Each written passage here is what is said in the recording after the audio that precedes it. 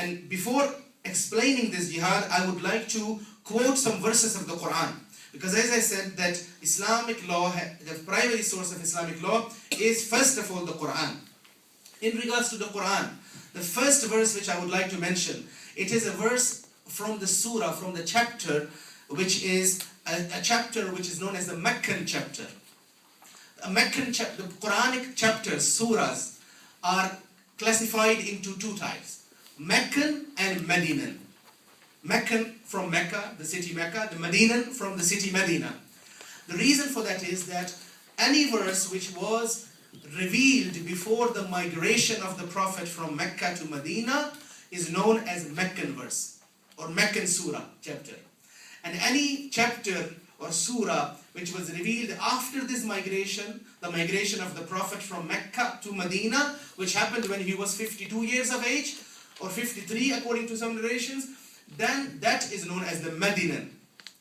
The Meccan period, the early 13 years of Islam, because the Prophet at the age of 40 announced prophethood. Only at the age of 40 he announced prophethood.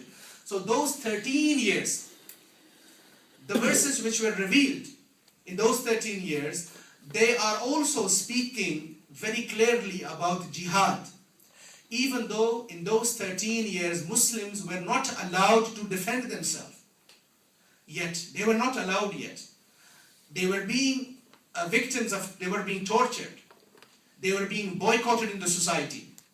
The Muslims were discriminated in the society, in that pagan society of Mecca, 1400 years ago. They were being tortured. Some of them who accepted Islam, they were being tortured severely. But yet, Muslims were not allowed then to arm themselves and to fight back. This was only allowed when they came in Medina later on. In those 13 years, when the Muslims were not allowed and were not commanded in regards to jihad, the safe, the struggle with the sword, with their weapons, yet Allah, God reveals verses which speak openly about jihad. Some people say we don't believe that in Islam jihad has been classified. For them this is an argument. That the first 13 years when the swords and the fighting was not even permissible, those 13 years there were verses of Quran revealed which spoke categorically and which mentioned the word jihad, but their meaning and their context had nothing to do with the weapons. And let me just quote them. First one, Quran says, وَالَّذِينَ جَاهَدُوا فِينَا لَنَهْدِيَنَّهُمْ سُبُلَنَا. And those who strive hard and struggle against the lower self, against their ego, those who strive against their ego and struggle against the lower self for our cause, Allah says that لَنَهْدِيَنَّهُمْ سُبُلَنَا. Verily, Allah blesses the man of spiritual excellence. In this verse, God, Allah, is associating jihad, jahadu, the same word, jahadu, the word jihad, not with the fighting, no, with spiritual excellence, with going and struggling against your lower self, your ill-commanding self. And then he says, وَإِنَّ اللَّهَ مَعَ الْمُحْسِنِينَ. And God is with the people, those who are, and God blesses the man of spiritual excellence. Muhsinin. Muhsinin comes from an Arabic word which is ihsan. I-H-S-A-N, ihsan. Ihsan is self-purification. The purification of one's soul, of one's mind, of one's thoughts. That is ihsan in Arabic. And there is a very, very important hadith. A very important hadith, a very authentic hadith, statement of the Prophet. It's an event which occurred in his lifetime, which is, this event, this hadith is known as Hadith Jibreel, the hadith of Gabriel, the archangel Gabriel. The hadith is, once the Prophet was sitting, and this has been quoted by Bukhari, the most authentic book in Islamic hadith books, and Muslim also. The event is this, that once the Prophet Muhammad was sitting with his companions, and suddenly a man out of nowhere came, and he had white clothes on, he had a white beard, and he had a face shining face. And he came, and the people, those who narrate this hadith, this statement, they say, the people who were the companions of the Prophet, they say, we had never seen this man before. We knew he wasn't from Mecca, he wasn't from this place, but we didn't recognize him. But at the same time, we were surprised that he was a traveler, not from here, but yet on his clothes there was no sign of dirt. There was no sign of dust. White, spotless clothes. And they say when he came, directly he went to the Prophet Muhammad, without even looking at us. And we were surprised, who is this man with so much courage? And they say that he sat in front of the Prophet and he addressed him, the Prophet, and he questioned the Prophet by saying, "Oh Muhammad, tell me, mal iman, what is faith?" Then the Prophet answered to him, faith is that you believe that there is God, one God. You believe that He sent messengers. You believe in His divine books. You believe on the day of judgment. You believe in the hereafter. And he mentioned the pillars, the tenets of faith. And paradise, and you believe in hell. Then the person said to him, you have spoken the truth. The questioner said, you have spoken the truth. And the people who mentioned this hadith, they said, we were surprised. Strangely, this man is asking a question and then he is saying, you are speaking the truth. He is confirming that the answer is correct. Then he asks another question. He asks, Mal Islam, what is Islam? And the Prophet answers, Islam is that you testify that there is no God except God, Allah, and that Muhammad is a messenger, and that you fast in Ramadan, and you pray 5 times a day, and you give charity to the poor people. And he said, this is, and you go on pilgrimage to Mecca, Hajj, this is Islam. So first question was relating to the beliefs. The second question was not about beliefs, it was about the practices. What as a Muslim you have to do, 5 times a day you have to pray, you have to fast in the month of Ramadan. Then the person asks another question, and he says, Ya Muhammad, oh Muhammad, then inform me, what is ihsan? The same word used here. And God is with the people of ihsan, those with spiritual excellence. And he said, what is ihsan? The Prophet answers, Al-ihsanu an ta'budu Allah ka'annaka tarahu fa'in lam takun tarahu fa'innahu yarak. He says that ihsan is this, that you worship God in such a state that you are watching the beauty of God. And if you cannot reach the spiritual status, then ihsan, lowest level of ihsan is that you worship God, you live your life, but always remembering that He is watching you. Constantly remembering, whether you are alone, whether you are with people, whether people, the law is looking at you, those who protect the law, or whether they are not looking at you. To always remember God is there and God is watching you. The Prophet said, this is ihsan. This has to do with self-purification. When a person purifies his thoughts and mind, and he realizes God is always watching him, such a person, he abstains from sinning, he abstains from stealing, he abstains from lying, he abstains from backbiting. Why? Because he knows that all the time, whether someone is looking or not, there is definitely one who is God, and God is always looking at me.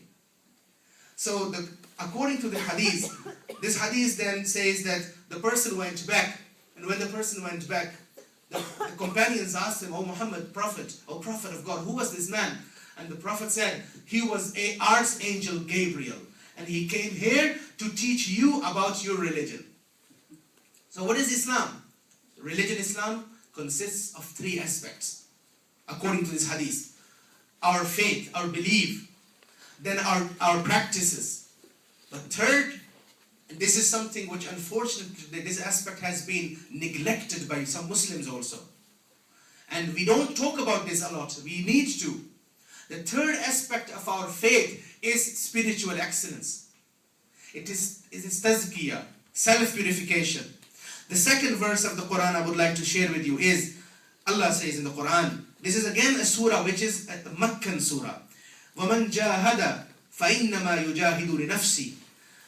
Again, jihad, jahada, the word jihad used, and Allah says, whoever strives hard for the cause of truth, he strives for his own benefit. And surely Allah is independent of all the worlds. Another verse I would like to share is again speaking on jihad, and it mentions you have to do jihad with the non-believers. This verse, which I'm going to quote now, it's in Surah chapter Furqan, chapter 25, verse number 52. It says, فَلَا تُطِعِ الْكَافِرِينَ وَجَاهِدُهُمْ بِهِ جِهَادًا كَبِيرًا. O men of faith, do not follow the disbelievers. This verse was revealed when the Prophet was not living with Christians. The Muslims were not living with Jews. They were living with pagans, those who worshipped idols. But it says disbelievers. So this will apply even today for us as Muslims. The Quran says to us, O men of faith, do not follow the disbelievers. And وَجَاهِدْهُمْ بِهِ جِهَادًا كَبِيرًا. And do jihad with them. Which jihad? This is a Meccan chapter, surah. The self-defense, the struggle was not even yet allowed. It's only talking about some other jihad. Which jihad? The translation says that with jihad it says, and struggle against them by means of logic. By means of logic. It means struggle with them, hold debates with them, hold dialogue with them, hold discussions with them, have interfaith dialogue with them. And if they don't believe, doesn't matter. La ikraha fi din. In Islam there is no compulsion in religion according to Quran. But you are free to express yourself, and you should be open-minded to listen to other people. And this is why one of the chapters of Quran is the chapter of about the non-believers. It says at the end, Lakum dinukum waliya din. O non-believers, you have your faith, we have our faith. But let us come together on our commonalities. And at the end, Lakum dinukum, you have your religion, keep it. And waliya din, and let us keep our religion. So the Islam is very clear on this. The next thing,